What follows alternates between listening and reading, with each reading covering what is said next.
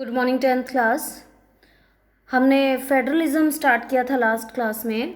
आज हम आगे बढ़ेंगे फेडरलिज्म में। तो लास्ट क्लास में हमने पढ़ा कि फेडरलिज्म क्या होता है, संघवाद क्या होता है, और सबसे इम्पॉर्टेंटली हमने देखा कि वो कितने लेवल काम करता है। मोर देन 2 लेवल पे होता है तो उसको फेडरलिज्म कहते हैं। पावर शेयरिंग का एक तरीका है और सत्ता की साझेदारी का एक तरीका ही है।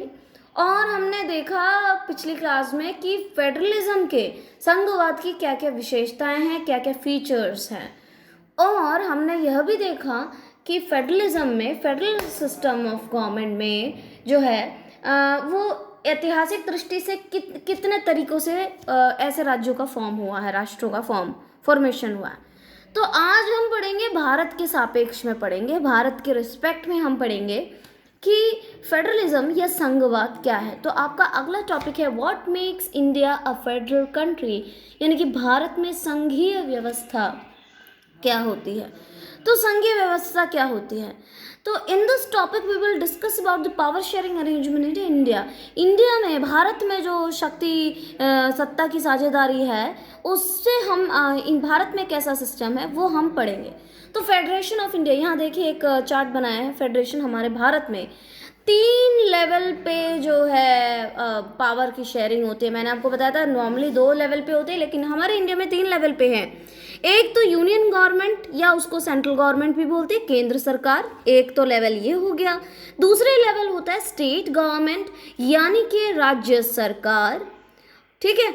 और तीसरा हो गया पंचायत या म्यूनसिपालिटीज, पंचायत या नगर पालिका। इन 3 लेवल पे जो है हमारे इंडिया का जो पावर है वो डिवाइडेड है, इसलिए इसको फेडरल सिस्टम, फेडरल कंट्री बोलते हैं। तो हमारे संविधान में जो है it's give separate legislative power to each tier. तो हर तीनों लेवल पे जो है प्रॉपर संविधान में लिखित रूप से है, तीनों टीयर में इनके अलग अलग अधिकार पूरे दिए हुए हैं। तो ये बहुत ज़रूरी है कि संविधान में, हमने पिछली बार बताया भी था एक फीचर में जो है it should be constitutionally provided the rights, यानी कि संविधानिक रूप से होना चाहिए, लिखित रूप से होना चाहिए संविधान में कि हाँ कौन कौन से ताकत, कौन कौन से पावर्स जो हैं किस किस लेवल को दिया हुआ है। तो हमारे कॉन्स्टिट्यूशन में लिखित रूप से है कि यूनियन गवर्नमेंट के पास क्या पावर है, स्टेट गवर्नमेंट के पास क्या पावर है, और पंचायत के पास क्या पावर है। तो दस इट कंटेन्स 3 लिस्ट। हमारे जो है 3 लिस्ट हैं। लिस्ट क्या है, एक तरह से सूची है, एक लिस्ट है जिसमें बनाया गया, इसमें जिसमें ये लिखा गया कि यूनियन गवर्नमेंट के पास क्या क्या देखेगी, स्टेट गवर्नमेंट क्या क्या देखेगी, पंचायत या म्यूनसिपैलिटीज क्या देखेगी। तो उस पर ज़रा बात करते हैं। सबसे पहले यूनियन लिस्ट यानी कि संघ सूची में क्या है। It include subjects of the national importance. हमारे पूरे भारत से रिलेटेड जो भी राष्ट्रीय महत्व से रिलेटेड जितने भी सब्जेक्ट्स हैं, जो भी चीज़ें हैं वो इस यूनियन लिस्ट में आती है। जैसे कि डिफेंस सेंट्रल गवर्नमेंट के अंडर है, फॉरेन अफेयर्स सेंट्रल गवर्नमेंट के अंडर है, बैंकिंग पूरा कंट्री का किस में, सेंट्रल गवर्नमेंट के हैं, कम्युनिकेशंस, करेंसी, कैश वगैरह का ये किसके अंडर है, ये हमारे यूनियन लिस्ट में आता है। So only union government alone can make laws relating to the above subject. सिर्फ इन तीनों, इन सभी चीज़ों में सिर्फ हमारा यूनियन गवर्नमेंट ही पूरा का पूरा जो है इसमें लॉस जो है बना सकता है। Okay, now second is state list. दूसरा क्या है, राज्य सरकार को स्टेट लिस्ट है तो राज्य सरकार की राज्य सूची जिसे हम कहते हैं, ठीक है। तो इसमें क्या है, contain subject of state and local importance, यानी कि उसमें ऐसे सब्जेक्ट्स इंक्लूडेड हैं जो कि राज्य के लिए ज़रूरी होता है। जैसे कि पुलिस, आप जानते हैं पंजाब पुलिस सुना होगा, कभी कहते सेंट्रल गवर्नमेंट की पुलिस सुनी है कभी नहीं, अलग अलग स्टेट की अलग अलग पुलिस होती है। Punjab police, Haryana police, Delhi police, क्यों है, नाम क्यों है स्टेट का, क्योंकि ये स्टेट गवर्नमेंट के अंडर आता है, स्टेट गवर्नमेंट उन्हें पे करती है। तो पुलिस स्टेट गवर्नमेंट के अंडर, ट्रेड जो अंदरूनी जो व्यापार हो, जितने भी इंटरनल ट्रेड एक स्टेट के अंदर हो तो वो उसमें आता है। कॉमर्स, एग्रीकल्चर, इरिगेशन यानी कि सिंचाई व्यवस्था, ये सारी चीज़ें किस में आती हैं, अपनी स्टेट लिस्ट में। तो स्टेट लिस्ट में क्या होगा कि सिर्फ और सिर्फ स्टेट गवर्नमेंट के पास अधिकार होगा, इसमें कोई भी परिवर्तन या इन सभी सब्जेक्ट्स में जो है लॉस बनाने का, कानून बनाने का अधिकार सिर्फ स्टेट गवर्नमेंट के पास होगी। तो स्टेट लिस्ट में क्या है, राज्य सूची में state government alone can make laws relating to this. तो उन सभी सब्जेक्ट में सिर्फ स्टेट ही लॉ उसमें कानून तैयार करेगी, सेंट्रल गवर्नमेंट उसमें कुछ भी नहीं कर सकती है। ओके। तीसरा है हमारा कंकरेंट लिस्ट यानी कि समवर्ती सूची। तो समवर्ती सूची it include subjects of the common interest to both the union government and state government. कुछ ऐसी चीज़ें होती हैं, कुछ ऐसे मुद्दे होते हैं हमारे कंट्री में, या कुछ ऐसे सब्जेक्ट्स होते हैं जिसमें राज्य सरकार और केंद्र सरकार दोनों को मिल बांट के जो है वो काम करना पड़ता है। ठीक है, तो इसलिए ये जिसमें दोनों मिलके काम करते हैं वो उसमें क्या, वो समवर्ती सूची या कंकरेंट लिस्ट में इंक्लूड किया गया। फॉर एग्जांपल एजुकेशन, आपको पता है आप सब केवी में पढ़ते हैं, तो केवी किस गवर्नमेंट के अंडर काम करती है, किसके ऑर्डर्स मानती है?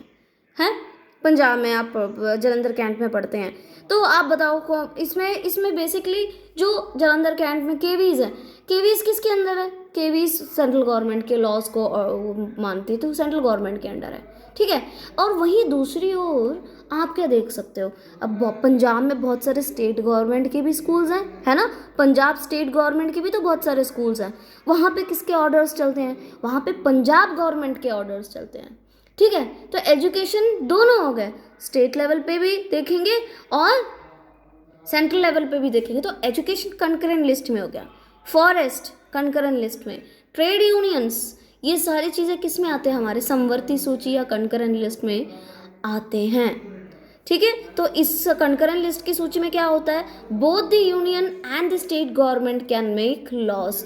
यूनियन और स्टेट गवर्नमेंट दोनों ही इसमें जो है लॉस देख सकते हैं। बट तब क्या हो, जब दोनों में थोड़े मतभेद हो, कॉन्फ्लिक्ट हो जाए कि सेंट्रल गवर्नमेंट मान लो कुछ उसमें कानून बनाना चाहती है, लेकिन स्टेट गवर्नमेंट मान नहीं रही कि नहीं आप ये नहीं बना सकते, दोनों साथ कर रहे हैं ना, साथ कैसे होगा?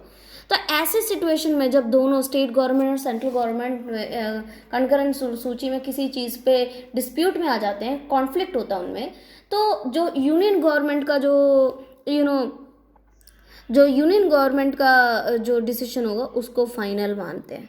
मैंने आपको बताया था कमिंग टुगेदर के अलावा जो दूसरा वाला जो अपना जो फेडरेशन है, मैंने कहा था उसमें यूनियन गवर्नमेंट को कहीं ना कहीं ज़्यादा पावर दिया जाता, तो यहाँ पे वो दिखता है कि यूनियन गवर्नमेंट का पलड़ा कहीं ना कहीं यहाँ पे भारी है। बट ये तो जब संविधान लिखी गए थे तब तो बहुत सारी सूचियाँ बनाई गई थी, है ना, state union list, state list, concurrent list, लेकिन समय के साथ साथ कुछ नई चीज़ें आती गई और कुछ और सब्जेक्ट्स आते गए, और डिसीजन ये होना था कि भैया इस सब्जेक्ट को, there are some residuary subjects, बाकी बचे कुछ सब्जेक्ट्स हैं जो कि तीनों लिस्ट में नहीं आ रहे, तो उस पर कौन डिसीजन लेगा? तो here union government has the power to make the laws. यहाँ पे किसके पास अधिकार होगा? यूनियन गवर्नमेंट के पास ही पावर होगा। जो मुद्दे, जो सब्जेक्ट्स इन तीनों लिस्ट में नहीं है, तीनों लिस्टों के बाहर है, उस पर कौन फैसला लेगा? Union government. ओके, तो आपको पता है इंडिपेंडेंस के बाद हमारी कंट्री में बहुत सारे स्टेट्स बने थे, और अभी हमारे कंट्री में जो है 28 स्टेट्स हैं। जम्मू कश्मीर पहले एक स्टेट था, वो रिड्यूस हो गया 29-1। जम्मू कश्मीर अब स्टेट नहीं रहा, वो यूनियन टेरिटरी हो गया। तो यूनियन टेरिटरी ये शब्द बहुत ज़्यादा सुनते होंगे, इसका क्या मतलब है? देखिए, there are some areas which are too small to become an independent state. तो कुछ ऐसे जगहें थी हमारे इंडिया में जो किसी भी स्टेट के अंडर नहीं आ रही थी, और वो जोग्राफिकली बहुत छोटी थी, बहुत छोटे साइज़ की थी। तो इन एरियाज़ को क्या बना दिया गया? इनको क्या बना दिया गया? यूनियन टेरिटरीज बना दी गई। इनको क्या बना दिया गया? Union territories. यूनियन से ही मतलब है ये किसके अंडर होगी? यूनियन गवर्नमेंट यानी सेंट्रल गवर्नमेंट। यहाँ पे central government has special powers in this territories. तो यहाँ पे सेंट्रल गवर्नमेंट जो है, यहाँ पे वो उनका चलता है ज़्यादा ऑर्डर्स, उनके ज़्यादा स्पेशल पावर्स उनके ऑर्डर्स के होते हैं। जैसे दिल्ली हो गया, दमन एंड दीव हो गया, हमारे बहुत सारे यूनियन टेरिटरीज, पहले 7 थे, अब 2 ऐड हो गए, 9 यूनियन टेरिटरीज हो गई। तो आप लोगों का होमवर्क ये रहेगा कि पूरे यूनियन टेरिटरीज के नाम लिखिए आप, ठीक है। Any change in the above provisions to be made, it has to be passed in both the houses of the parliament with at least 2/3 of the majority vote. तो अगर हमें ऊपर लिखी गई ये सारी चीज़ें जो रूल्स एंड रेगुलेशंस के साथ चल रही हैं, ये हमारे संविधान में लिखित रूप से, अगर उसमें हमें कोई भी बदलाव करना है तो पहले हमें राज्यसभा लोकसभा की कंबाइंड बैठक में दोनों हाउसेस में पास होना पड़ेगा उसको। 2/3 मेजॉरिटी अगर उस चेंज के पक्ष में वोट देती है और तभी वो पास होगा वहाँ से। उसके बाद फिर वो उस स्टेट पर्टिकुलर स्टेट जितने भी स्टेट गवर्नमेंट के जितने भी विधानसभा है वहाँ पे भी ये रखा जाएगा और वहाँ पे भी मेजॉरिटी से पास होगा, तब जाके इन सभी चीज़ों में चेंज कर सकते हैं। ओके, समझ में आई बात? ठीक है, ओके।